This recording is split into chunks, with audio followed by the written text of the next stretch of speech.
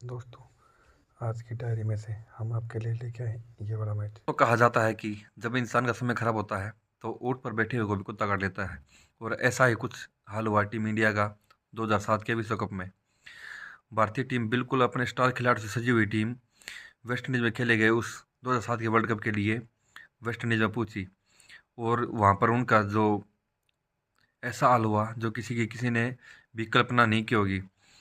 भारतीय टीम वहां पर 2003 के जो फाइनल मैच में मिली हार के बाद ऑस्ट्रेलिया के साथ साथ सभी वेस्ट इंडीज, इंग्लैंड और बड़ी टीमों के साथ भारत को भी उस वर्ल्ड कप का प्रमुख दावेदार माना जा रहा था। लेकिन बाद में जो ऐसा हुआ जो हम सोच भी नहीं सकते।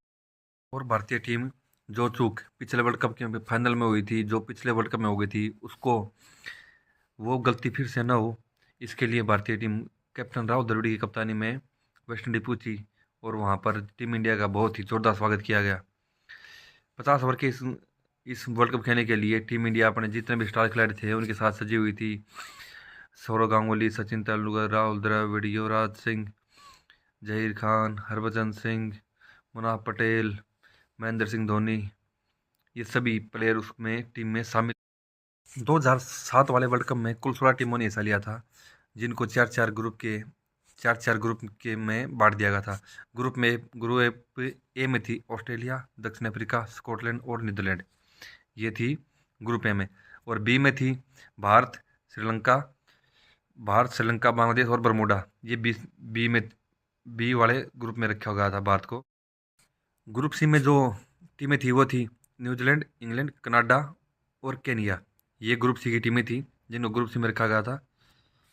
ग्रुप डी की जो 6 टीमें थी वो थी पाकिस्तान, वेस्ट इंडीज, जिम्बाब्वे और आयरलैंड।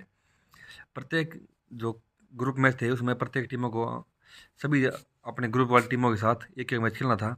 और फिर जो सीरीज की जो टीमें थी, चार में से जो दो टीम ऊपर आएंगी वो उनको सुपर एट के लिए क्वालिफाई करना था।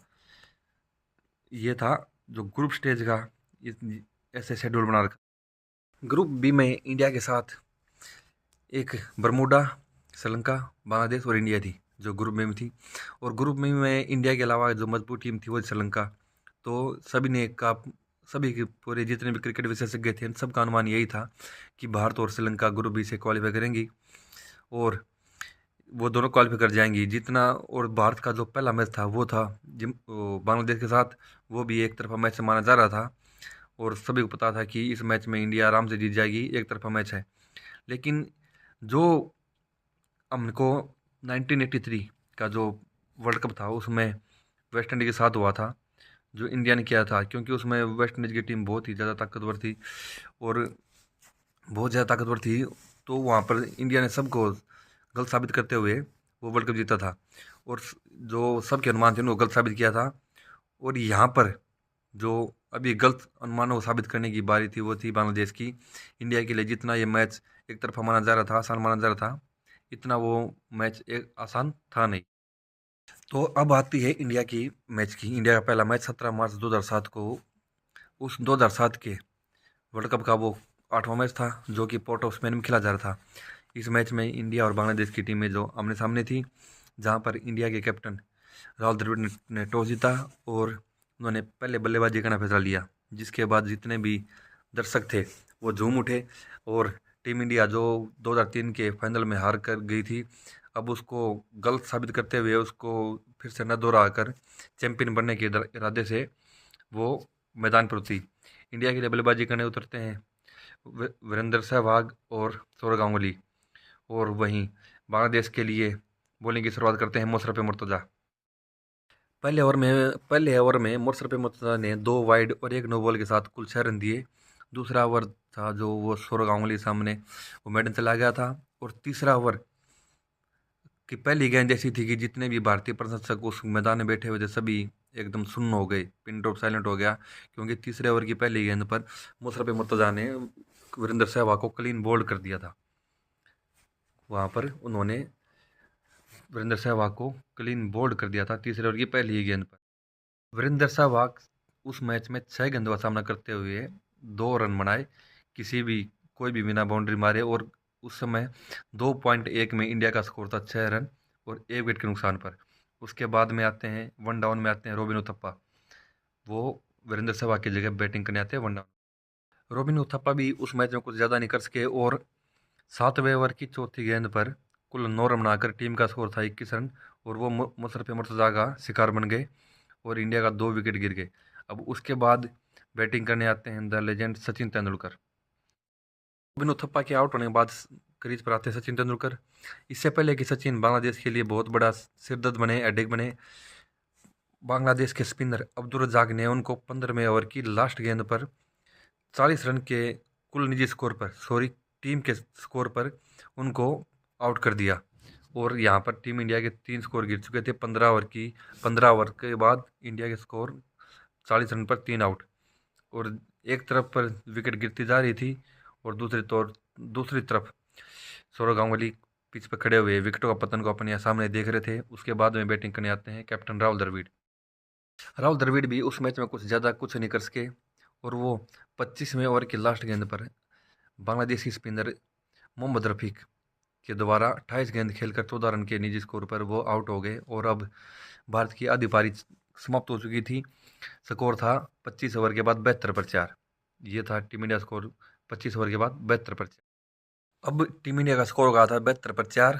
अब छठे नंबर पर बल्लेबाजी करने आते हैं ऑलराउंडर युवराज सिंह और सौरव गांगुली ने दोनों ने मिलकर 5वें विकेट के लिए 85 रन की साझेदारी की और टीम इंडिया को जो विकेट गिर गई थी उनसे के सदमे से ऊपर उभारने में कुछ सहायता की। इन दोनों के बीच सौरव गांगुली और युवराज सिंह के बीच साझेदारी बढ़ती जा रही थी कि तभी 43वें ओवर की चौथी गेंद पर बांग्लादेशी स्पिनर अब्दुल रज्जाक ने युवराज सिंह को 47 के निजी स्कोर पर और टीम का स्कोर था 157, वहाँ पर उनको आउट कर दिया।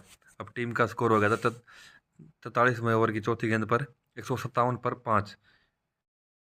157 पर 5 आउट होने के बाद बैटिंग करने के लिए आते हैं महेंद्र सिंह धोनी, लेकिन अगले ही ओवर में यानी 44वें ओवर की दूसरी गेंद पर टीम के स्कोर में 1 रन का इजाफा हुआ था कि 158 के स्कोर पर सौरव गांगुली आउट हो गए और उसी ओवर में बिना कोई इजाफा हुए ही उसी ओवर की नहीं टीम के स्कोर में 1 रन का इजाफा हुआ था।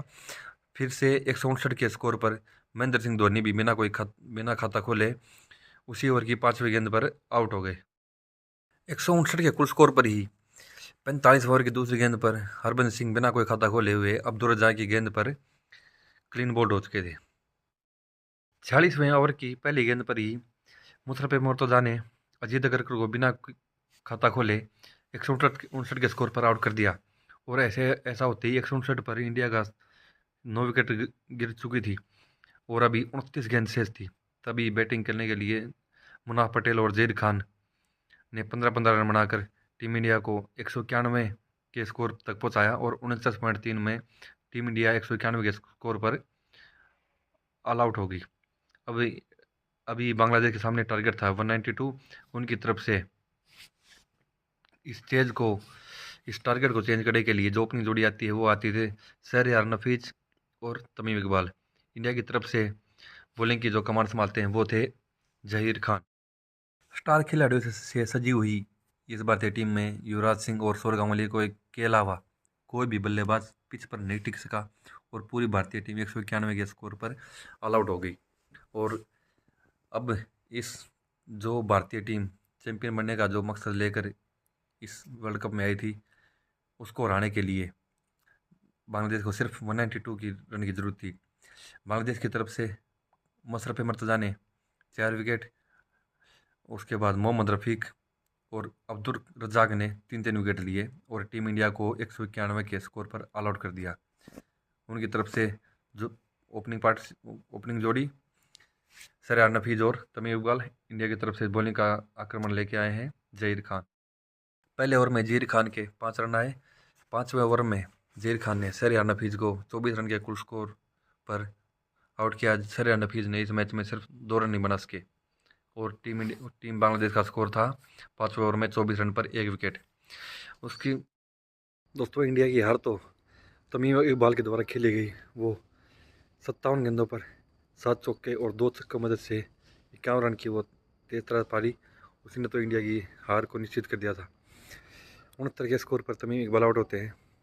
उसके बाद में मुशफिकुर रहीम 51 और साकिब अल हसन के द्वारा खेली गई 53 रन की दोनों की आज तक की पारी की बदौलत बांग्लादेश ने 49वें ओवर में बड़ी आसानी से उस मैच को 5 विकेट से जीत लिया।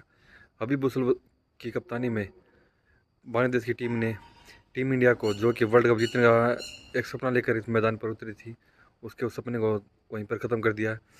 भारतीय टीम उस ग्रुप में सिर्फ बरमूडा से जीतने के बाद श्रीलंका से भी उस ग्रुप में हार गई और वो 2007 के उस वर्ल्ड कप में ग्रुप स्टेज में ही बाहर हो गई।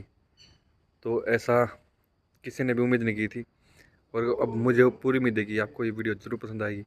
दोस्तों, अगर पसंद आए तो इसको लाइक और शेयर जरूर करना, और जो दोस्त अपने चैनल पर नए हैं सब्सक्राइब नहीं किया वो सब्सक्राइब जरूर कर दें।